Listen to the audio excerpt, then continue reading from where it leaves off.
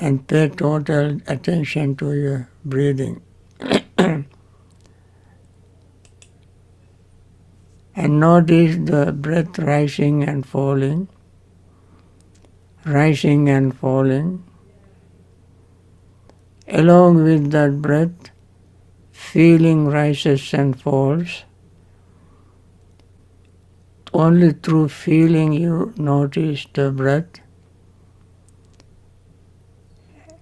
And this feeling also rises and falls. Your perception of the breath and the feeling also rises and falls. Your thoughts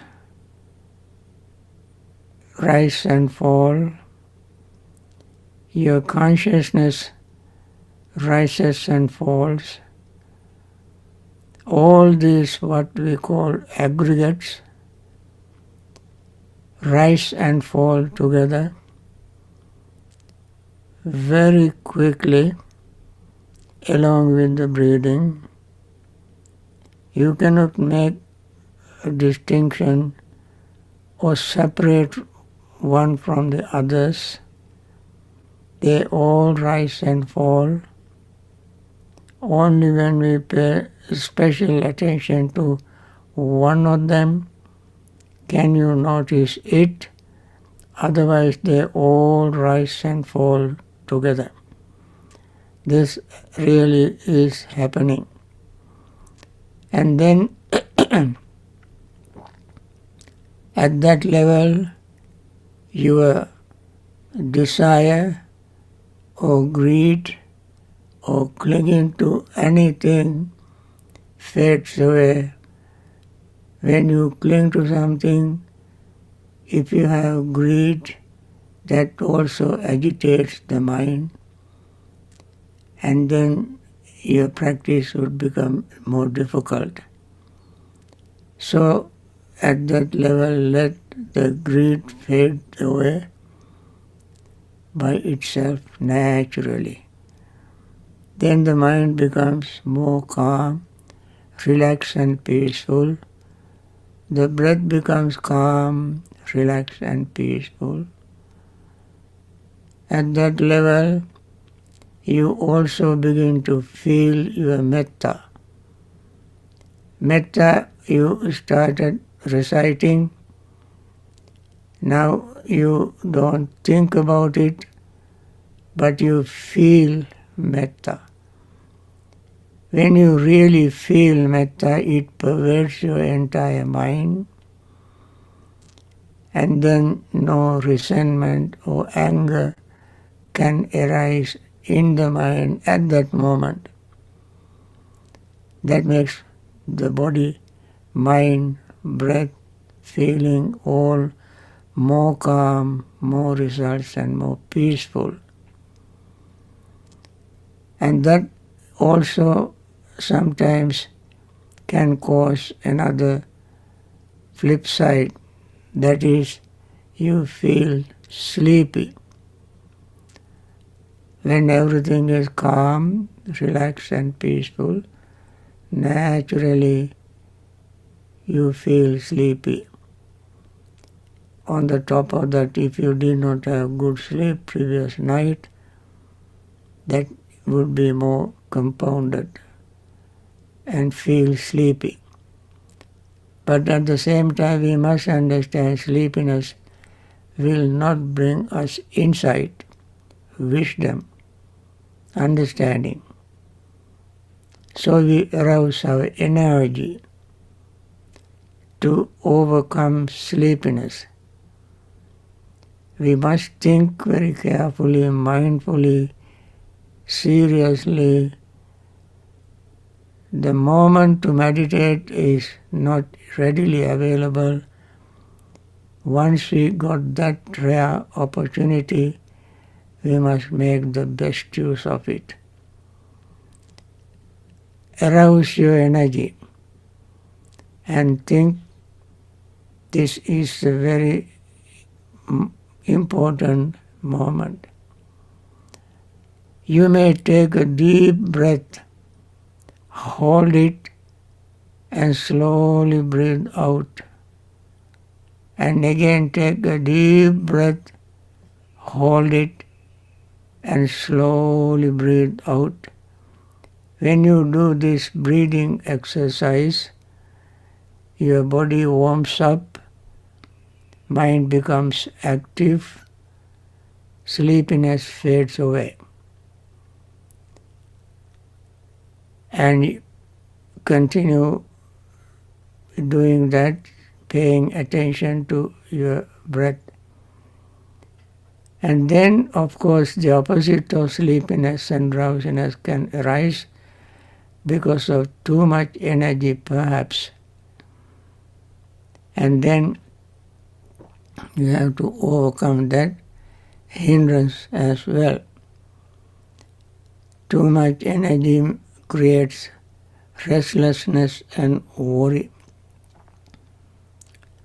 You become restless, you become worried because of incomplete things that you have done or incorrect things you have done in the past, or you may be thinking of the future, what you are going to do after this session. All kind of things can happen, and the mind will be vacillating like pendulum, going to the past and to the future, skipping the present moment. Therefore, try to anchor the mind on the present moment. It is in the present moment you breathe, in the present moment you feel, the present moment you perceive, present moment thought arises, present moment you have consciousness, not in the past, no in the future. And therefore, pay attention to the present moments, breath, feeling, perception, thought and consciousness, also rising and falling, rising and falling. There you see very rich source to keep mind busy, focusing on them. With all this you have made a certain degree of progress within you,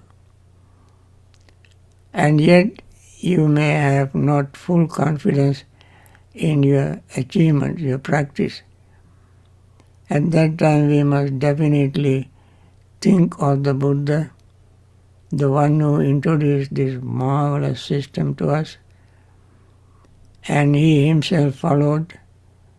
Not only him, all the Buddhas, Vipassi, Sikhi, Vasabu, Kakusanda, Konagamana, and this Buddha, all these Buddhas in the past followed this Vipassana method, Vipassana system, to liberate themselves from samsara. And from this knowledge and awareness and practice, he gave us this method. Following this, his closest disciples attained the same state that the Buddha attained. Buddha was the discoverer, others are the followers. And they attain the same state. We too can attain that state today, if we practice them diligently. And also the Dhamma that Buddha followed was Buddha's own teacher. Buddha followed the Dhamma's principle to attain Buddhahood. And therefore, Dhamma is the teacher of the Buddha. The Buddha respected Dhamma. That is the Dhamma we follow.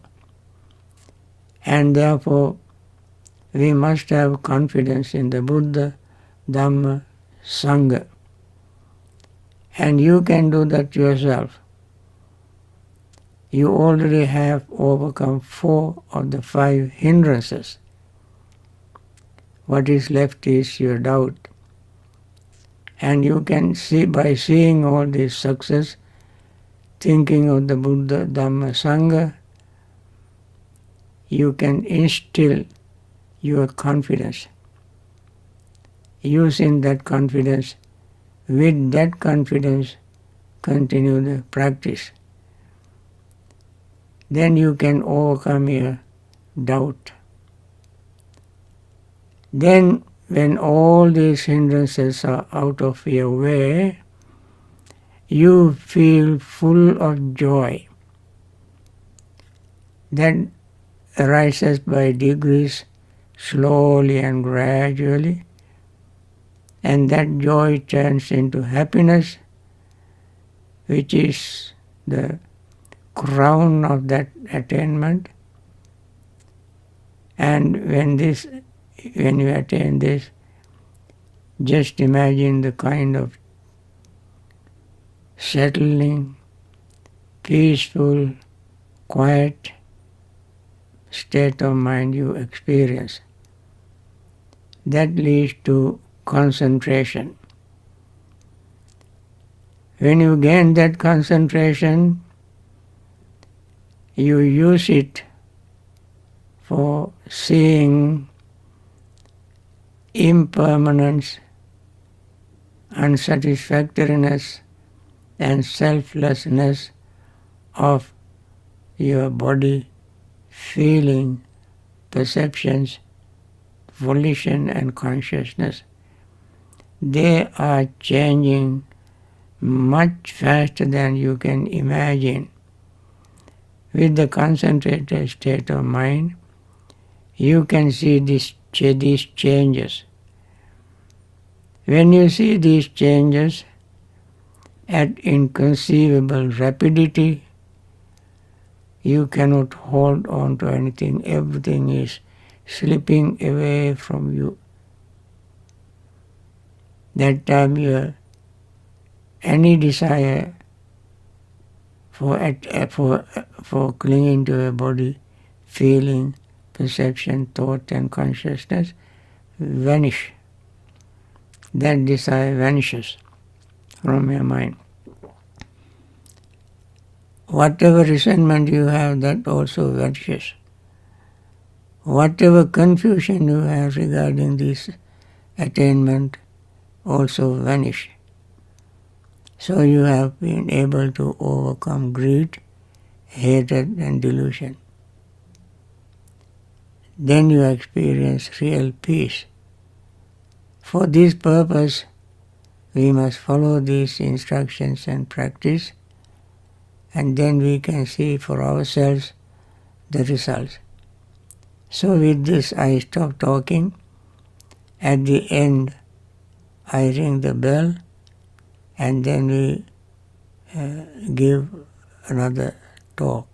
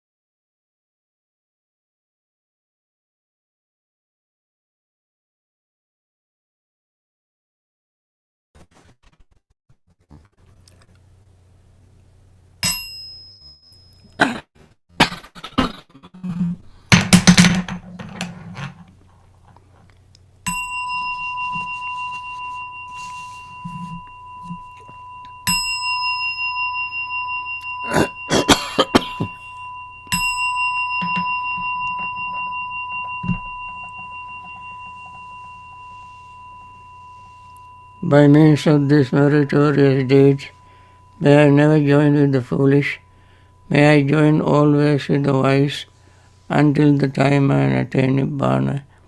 May the suffering be free from suffering, may the fear-struck be free from fear, may the grieving be free from grief, so too may all beings be.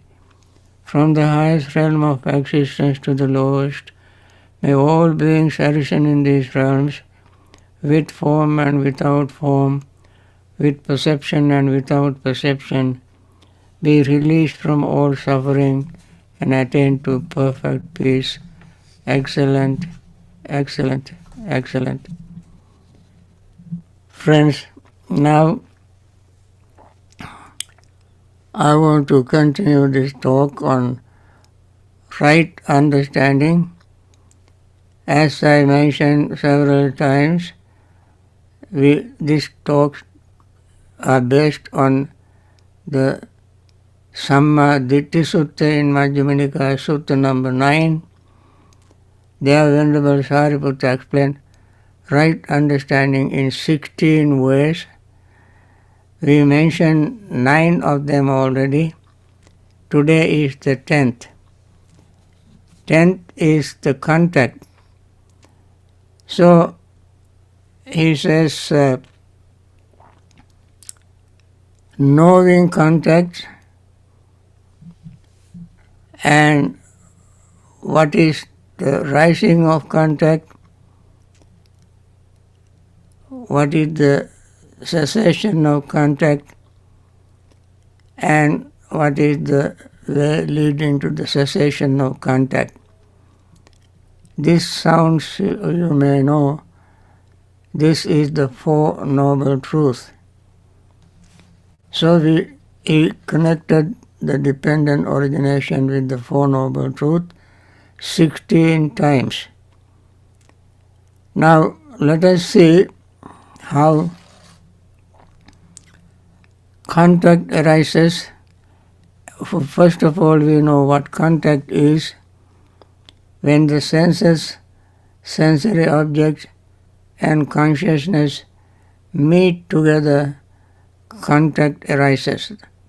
The meeting of these three is called contact. Absence of any of them, contact does not exist. Therefore, these three things must always be together. And that is the arising of contact. That is the contact, and arising of contact is when these three arises, contact arises. Cessation of contact. You might wonder how we cease contact. As long as we have senses, sensory objects, consciousness, contact arises. We may wonder how can we cease contact. It is just like when you play basketball or table tennis. When the ball comes to you, you have to pay total attention, use all your might, strength to hit the ball before it falls on the table. Or if it is basketball, you know how quickly you have to hit the ball to win the game.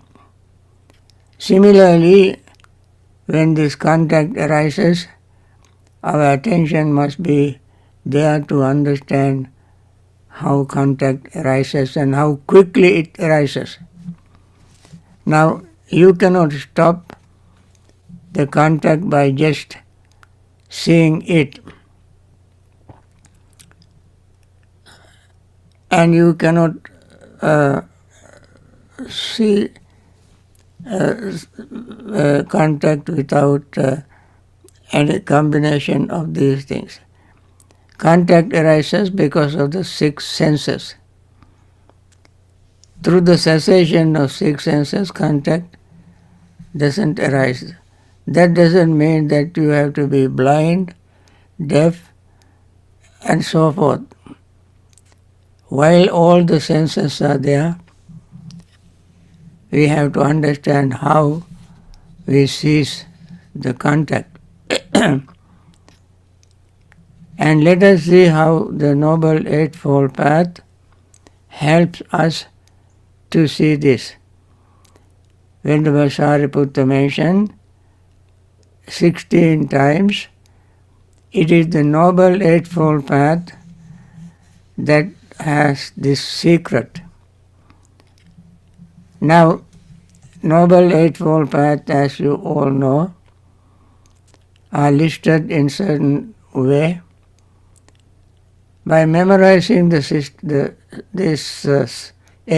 steps of the Noble Eightfold Path, we cannot use it just by memorizing them.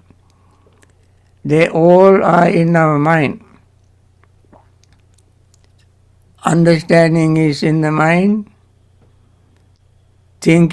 Right thinking is in the mind. Right speech is in the mind, beginning in the mind. Right action is in the mind. Right livelihood is in the mind. Right effort is in the mind. Right mindfulness is in the mind. Right concentration is in the mind. Now, out of these 8, 3 of them keep playing very vital role. Understanding, effort, and mindfulness. Now, and again, you don't have to follow all of them in that order. You can start with anything. Start with any of these 8. For instance, you open your eyes. You become whatever is, you become aware of whatever is in the present of or before your eyes. You don't have time to go through each and every one of the Noble Eightfold Path. As soon as you open your eyes, object is present in your mind, before you. Then immediately pay attention to your mind and see what kinds of mental states you have at that very moment. The object can be pleasant or unpleasant or neutral. If the object is pleasant, the desire arises. If it is unpleasant, rejection or resentment arises. If it is neutral, you don't know what to do. And that state arises according to the way you have put your data.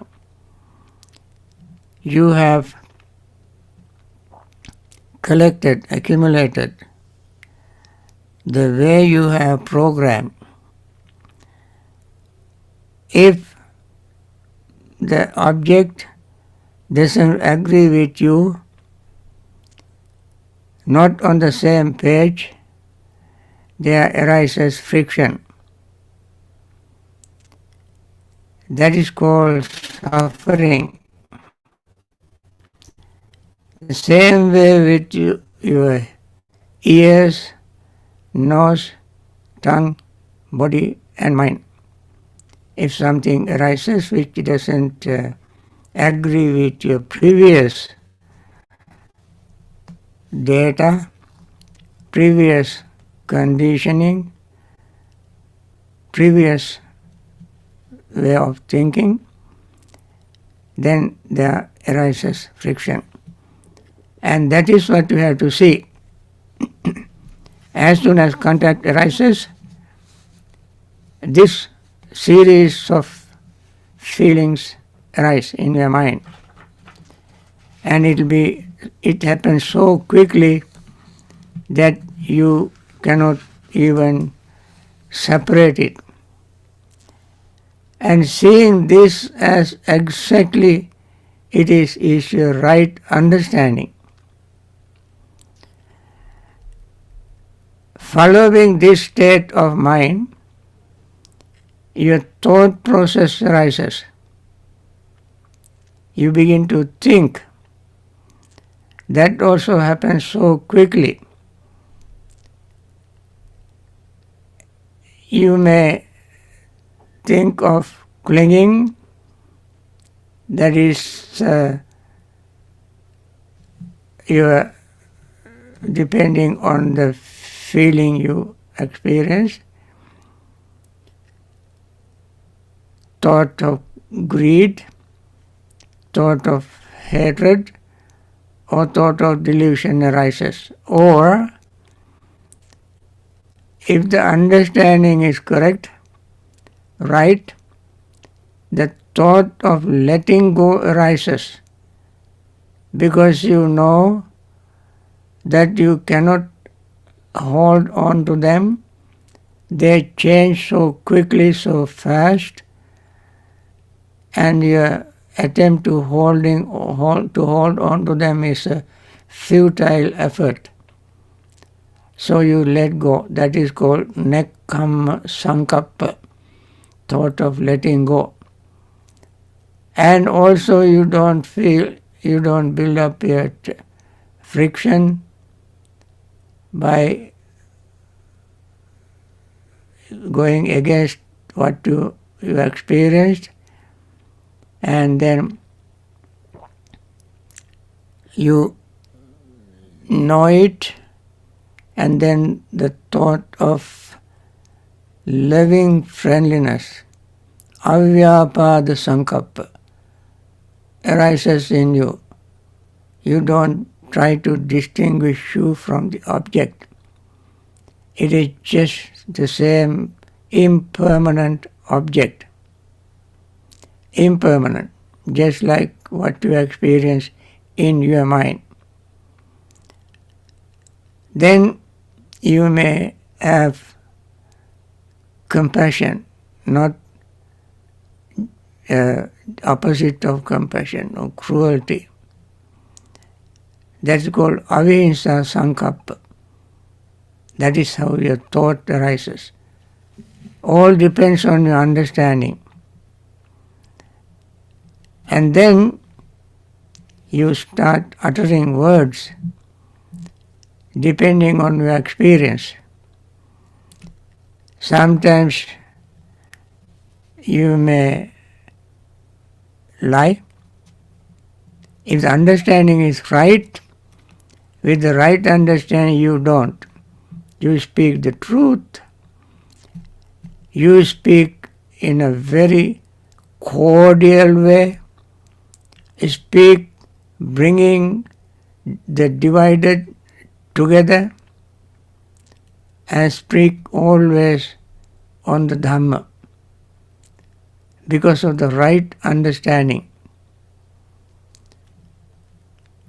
Also with the right understanding, you make you use right understanding, right effort to abstain from the thought of killing, thought of killing, thought of stealing, thought of sensual misconduct.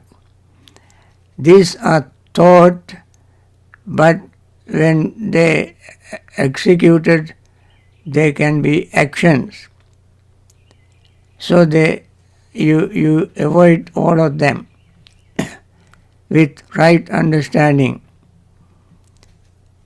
Then with the right understanding, you choose a right livelihood that doesn't hurt you, doesn't hurt others, doesn't hurt the environment. It rather makes you happy in all the directions, all sides you look at it. It brings you happiness. That is your right livelihood. And then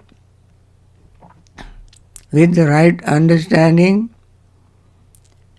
whenever unwholesome mental state is there waiting, you prevent it with the right effort, because you understand that particular thing is going to hurt you, hurt others, hurt both, and brings more suffering, pain.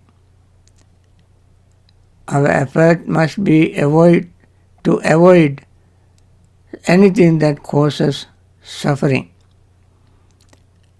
It is much easier for us to prevent it rather than overcoming. Preventing is quick. Overcoming is very slow. We have to struggle. We have to do numerous things to overcome. Anyway, once you have understanding, you use all your might to overcome if unwholesome mental state arises. This we do with mindfulness. When you are at any situation, any time, with anybody, wherever you are, there are opportunities for greed, hatred, and delusion to arise in your mind. You have no way to control the world, but you have some moment to control your own mind. And then with mindfulness, in daily mindfulness, moment by moment mindfulness, we keep always mindfulness in touch. With understanding, with right effort, we use this mindfulness to prevent unwholesome, unarisen states and cultivate wholesome mental states. These mental states can be greed, hatred, delusion, jealousy, anxiety, fear, tension, and all kinds of negative mental states. Any of them can arise any time without giving us any prior notice. It is much easier for us to close the gate, nip in the bud, rather than letting them grow and then struggle to get rid of them. All this we can do when we pay attention. As soon as they touch the mind, we can let it go. Just like the ping pong ball comes to you, you use your bat and quickly hit the ball. It will run, it go back to the person who sent it to you. Similarly, when unmindful mental state arises, just hit it. Even when the right wholesome mental state arises, notice it and notice how quickly it disappears, how quickly it comes and how quickly it goes. And see that. See this quick coming and going, coming and going, coming and going. See it. Don't let them stay or fall off on the table or on the ground. That is what we do with right effort. And then, of course, with the right mindfulness, we reinforce, continue this, what we achieve with right effort. Mindfulness is the forerunner, just like the mind. Mindfulness does not stay lazy. We always talk about moment-to-moment mindfulness. It happens anytime. Many people might be thinking daily mindfulness is paying attention to something outside. No, friends. Mindfulness is paying attention to your own mind. Don't ask where the mind is, but see what happened in you. The mindfulness can see what is happening. At the same time, mindfulness can pay to it. Mindfulness can understand it. And therefore, mindfulness is the key. Of course, these three work together. Understanding, effort, and mindfulness. This is a unit, a team, always works together. And then you have right concentration. Every time we meditate, I mention the right concentration. Only we start with mindfulness. What mindfulness does is it becomes 100% aware of what is there, what is happening, how it happens, how quickly it disappears. All this mind can do. Mind is so powerful. The Buddha said that he cannot even give an example to show the speed of mind. That quickly it arises and passes away. But the mindfulness can stay with that state to notice whatever arises. And then whether something pleasant, unpleasant, neutral, whatever arises, without holding, without rejecting, just becoming aware of it with equanimous state. We don't hold on even to equanimity. Even the equanimity is not something permanent. It rises and sometimes it passes away. The mindfulness knows this very clearly. Friends, all this happens in the mind. Instead of asking where the mind is, how the mind is and so forth, when we pay total attention, we will see all of them and we become fully aware of it. Be fully aware of them. So, when we do pay mindful attention, we gain concentration. I want to say a few words about that. Concentration itself has 4 purposes. There are 4 stages of concentration. They are called jhanas, with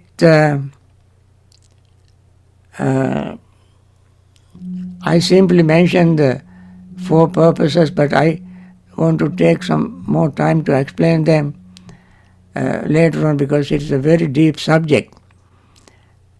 We gain concentration for living peacefully in this life. This is called Ditta Dhamma Sukha Vihara. To live peacefully we gain concentration. That is one purpose. And the second is to jnana dassana patilabhaya. In order to gain knowledge and vision, we gain concentration. People who mastered concentration are able to read others' minds and can send the mind to the previous existence and see the future, hear the far away sounds, and so forth. These things, this kind of power they develop through concentration after attaining all the 4 jhanas. The third purpose of concentration is to have sati sampajanya, mindfulness and clear comprehension. Mindfulness and clear comprehension belongs to sati, vipassana, and one can gain that also with concentration. But friends, all of them are not wrong concentrations, all of them are not right concentration. But the moment we think that is right concentration, we fall into wrong views. The moment we think that the wrong concentration, we fall again into wrong views.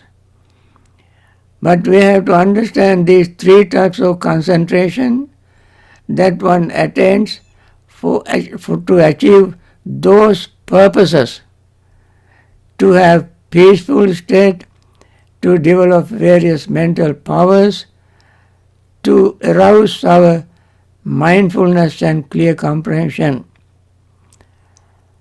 Third purpose of concentration is called right concentration, because that is the concentration used for destruction of taints, used for destruction of defilements. That is called concentration, that makes our mind 100% pure and clean and liberate ourselves from suffering. So these are the 4 purposes of concentration. Now, I touched the last concentration every day in brief.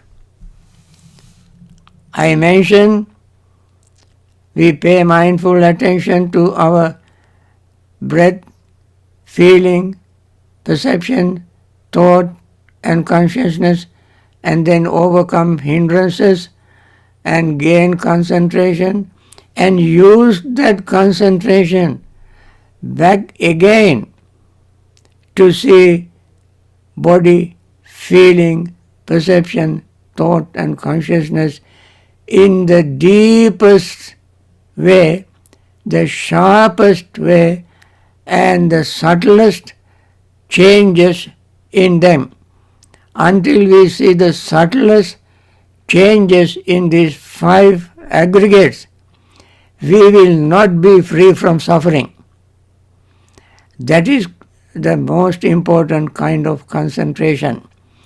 Now, friends, I spend few minutes longer, uh, and also I want to mention that tomorrow in the morning we have morning session at 10 o'clock as usual, and at 1 o'clock I give another Dhamma talk. I urge you to remember and listen to that Dhamma talk as well. And that is at 1 o'clock after lunch. So Buddha Puja, you can see the schedule on the screen. 10:30 Buddha Puja, 11 o'clock our regular Pindapata, and 1 o'clock Katina robes offering and Dhamma talk. Bhante All G, this, yeah. thank you very much, Bhante G. I also wanted to mention to everyone who's listening that every night here at the monastery we chant and meditate together in the meditation hall from 6 to 7 p.m. And tonight is very special because we're inviting you to join us. So tonight we'll be live streaming our usual chanting, Bhavana Vandana, and meditation in the meditation hall. So it'll be the same link that we always use. And so you're invited to join us. And then, as Bhante G said, tomorrow will be our annual Katina robe offing ceremony, and you can see the schedule below. And Bhante G will not be giving his usual Sunday morning Q&A session. Instead of that, he'll be offering a Dhamma talk at 1 o'clock p.m. Eastern Standard Time, so which is also New York time. So we hope that you all will join us, and all the Zoom link information is the same as always. It's on the right side of the screen, as you can see. So we hope you all will join us. And also tomorrow there will not be talk to children. Every Sunday at 3 o'clock I give a talk to children, and I don't think tomorrow I have time to do that. Children and their parents, I hope, understand that. Now let us end this session. May all those who have been suffering in hospital be released from that suffering and return home and have normal life and continue their Dhamma practice and attain liberation in this very life. And those very compassionate doctors, nurses, and hospital staffs who take care of these people with compassion, may they continue their wonderful service and liberate themselves from samsaric suffering. And those who are supporting in many ways, financially and so forth, may continue their wonderful service and liberate themselves from suffering. And above all, I want to thank you all and wish you all peace, happiness, and freedom from suffering, and attain liberation from this very life. As I mentioned, your participation is an encouragement for me to continue my Dhamma service, and thereby you help me for me to help you. So we mutually support each other to make this going very smoothly. Thank you. Bye. Thank you, Thank you, Bhante. Bhante. Thank you, Namaste. Bhante. Thank you, Bhante. Brian. Sangha be all well. Thank you.